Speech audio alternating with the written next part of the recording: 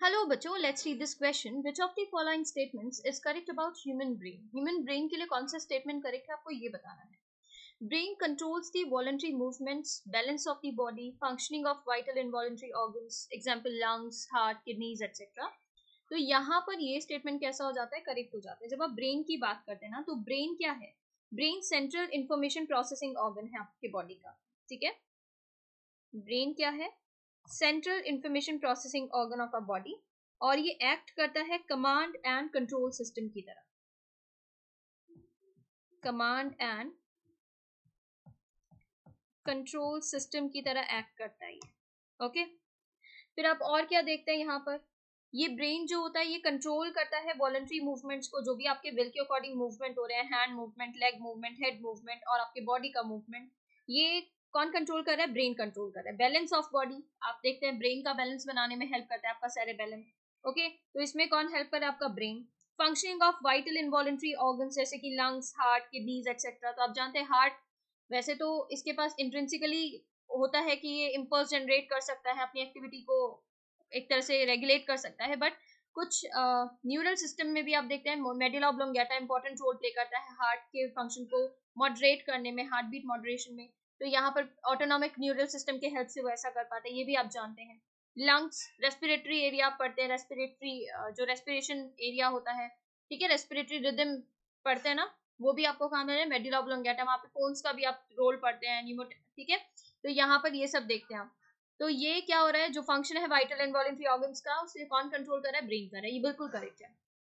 फिर दिया है brain is the site for processing of vision, hearing, speech, memory, intelligence, emotions and thoughts. तो यहाँ पर ये स्टेटमेंट भी कैसा हो जाता है?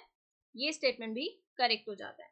ठीक है, आप पढ़ते हैं ना डिफरेंट डिफरेंट एरिया होते हैं ब्रेन में, जैसे कि ब्रोकाज एरिया. ठीक है, ब्रोकाज एरिया लोकेटेड है लेफ्ट हेमिस्फेयर में, लेफ्ट हेमिस्फेयर में. और ये एसोसिएटेड है किससे? With speech production, with speech production and articulation. Okay, तो यहां पर आप देख रहे हैं ना कैसे प्रोसेसिंग होती है स्पीच का.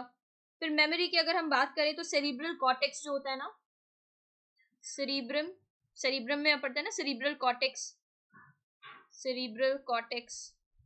तो ये जो सेरिब्रल कॉर्टेक्स है ये की रोल प्ले करता है मेमोरी में. Memory, thinking, learning, reasoning, problem solving, emotion, consciousness.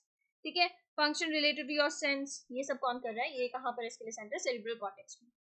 और जब हम बात करते हैं सेवरल प्लेसेस ब्रेन में ऐसे मिलते हैं जो कनेक्ट करते हैं visual information with auditory information. अब जो भी प्रोसेसिंग होती है विजन की, कि आपने कोई ऑब्जेक्ट देखा, आपके ब्रेन में उसको जैसे लर्न कराया गया है आप उसको वैसे ही रिकॉग्नाइज कर रहे हैं, है ना. कि कोई प्लांटर देख रहे हैं तो प्लांटर की तरह आप उसको देख पा रहे हैं. तो जो प्रोसेसिंग है उस विजन की, जो भी आपने देखा उसका जो भी प्रोसेसिंग होना है, डिफरेंट डिफरेंट नर्व्स होते हैं जो इन्फॉर्मेशन को आपने देखा, उस इन्फॉर्मेशन को रिसीव किया और लेकर कहाँ जाते हैं? ब्रेन के पास. ठीक है, तो यहाँ पर ऐसे होता है. हियरिंग, ये सब क्या है? इनकी प्रोसेसिंग का हो रही है ब्रेन में हो रही है. तो ये बिल्कुल करेक्ट हो जाता है. The human brain is well protected by the skull. तो यहाँ पर ये स्टेटमेंट करेक्ट है कि ह्यूमन ब्रेन जो होता है जिस बोनी स्ट्रक्चर के अंदर उसको प्रोटेक्ट करके रखा जाता है उसको स्कल कहते हैं.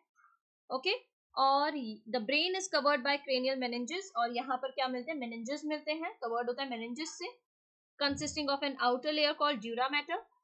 ओके, अब आप देखते हैं बहुत थिन मिडिल लेयर होती है जिसे अरेक्नॉइड कहते हैं, और इनर लेयर होती है जिसको पाया मैटर कहते हैं.